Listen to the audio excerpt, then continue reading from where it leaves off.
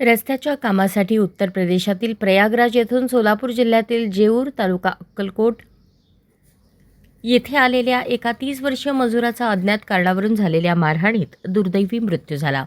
संदीप कुमार असे मृत मजुराचे नाव असून सोलापूरच्या शासकीय रुग्णालयात उपचारादरम्यान त्यांनी अखेरचा श्वास घेतला.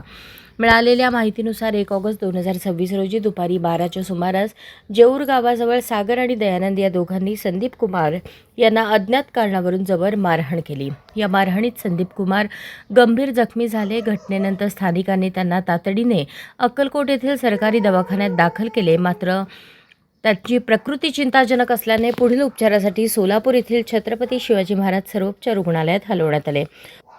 रुग्णालयात तब्बल 7 दिवस मृत्यूशी झुंज दिल्यानंतर 8 ऑगस्ट 2026 रोजी उपचारादरम्यान संदीप कुमार यांची प्राणज्योत मालवली.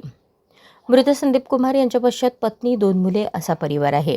मजुरीच्या निमित्ताने कुटुंबाचा गाडा चालवण्यासाठी ते महाराष्ट्रात आले होते. मात्र या घटनेमुळे त्यांच्या कुटुंबावर दुःखाचा डोंगर कोसळला आहे.